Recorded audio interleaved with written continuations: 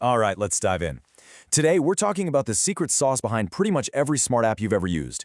We're going to break down the three fundamental pillars of JavaScript, the things that make code feel alive and intelligent. Let's get to it. Have you ever stopped to wonder how an app just knows what to do? You know, how it decides what to show you or how a game reacts the second you press a button? Well, it's not magic, not really. It's all about teaching our code how to think, how to act, and how to repeat itself. And that's exactly what we're going to unpack. So here's the game plan. First, we'll look at how to give our code a brain so it can make smart choices. Then, we'll get into building reusable tools, because who wants to solve the same problem twice? After that, we'll put our code on autopilot with the power of repetition. And finally, we'll see how these three pieces come together to create something amazing. First up, conditionals.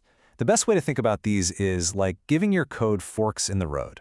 Instead of just running straight from top to bottom, conditionals let a program stop, check things out, and make a smart decision about which way to go next. At its heart, conditional execution is really just about if this, then that. You know, think of a login screen. If the password you entered is correct, then we show you your profile. It's that simple decision that actually guides the entire flow of an application. And the workhorse for making these decisions is the good old if-else statement. It's super straightforward. If a user is over 18, we show them the content. Else, we show them an age warning. Just like that, you've created two totally separate paths for different users. But what happens when you have like 5 or 6 different options? I mean, you could just chain a bunch of if-else statements together, but that gets messy. A much cleaner way is to use a switch statement. It's perfect for when you're checking one single value against a whole list of possibilities, like the day of the week or a user's subscription level. Okay, pro tip time. Meet the Ternary Operator. It's basically a super clean, one-line version of if-else. All it does is ask a question. Is this condition true?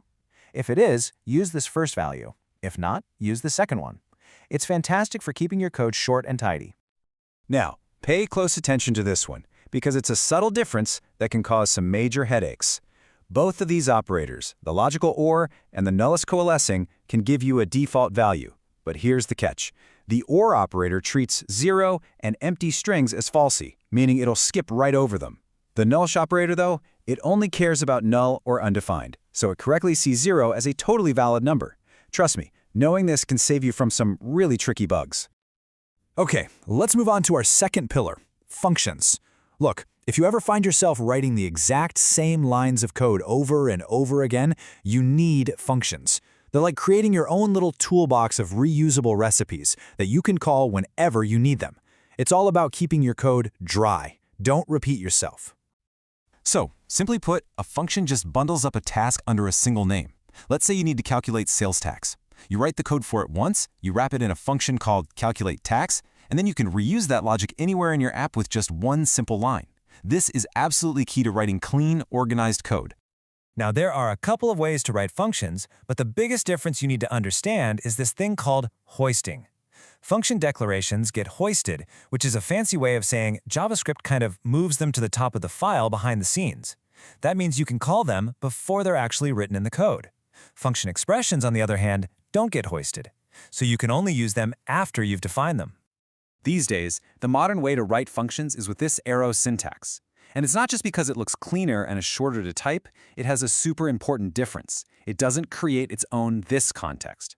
Instead, it just borrows this from its parent, which, believe me, elegantly solves a whole class of really common and annoying bugs in JavaScript. And finally, we have constructor functions. You can think of these as a special kind of blueprint for making objects. By using the new keyword, you can just stamp out multiple similar objects from that one single template. It's a really foundational concept in object-oriented programming. All right, on to our third and final pillar, loops. This is where we really unlock the power of automation. A loop is kind of like setting up a high-speed assembly line for your code. It lets you perform the same task hundreds, even thousands of times without you having to write it out each and every time. So, a loop is just a structure that repeats a block of code over and over again until a certain condition isn't true anymore. Whether you're processing every single item in a user's shopping cart or just counting down from 10, loops are what save us from that mind-numbing repetition and make our code incredibly efficient. The classic for loop, I know, it can look a little intimidating at first glance, but it's really just made up of 3 simple parts. First, the initializer, which sets up a counter and only runs once at the very beginning. Second, the condition, which gets checked before every single loop. And third, the iterator, which runs after each loop, usually to just tick that counter up by 1. Once you see it that way, it's not so scary, right? So a while loop is pretty simple. It just keeps going as long as its condition is true. But its cousin, the do-while loop, has one crucial difference. And you have to remember this. The do-while loop is guaranteed to run its code at least once. Why? Because it checks the condition after the code runs, not before. Here's another one that trips people up all the time. The for-in loop is for looping over the keys or properties of an object. The for.of loop, however, is for looping over the values of something like an array. Let me make it simple. If you're working with an array, 9 times out of 10, you want to use for.of. So there we have it, the 3 pillars: making decisions with conditionals, creating reusable blocks with functions, and automating repetition with loops. The thing is, none of them are that useful in isolation. A real application is where they all come together, working in harmony. So think of it like this.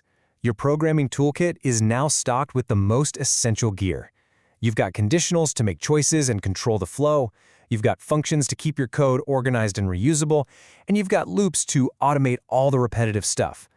Honestly, with just these 3 concepts, you have the power to build almost anything you can dream up. Look, these aren't just abstract ideas. They're the literal building blocks for creating anything on the web. Mastering how they all interact with each other is the real key to writing powerful, smart, and efficient code. So, the only question left is, now that you have the blocks, what are you going to build first?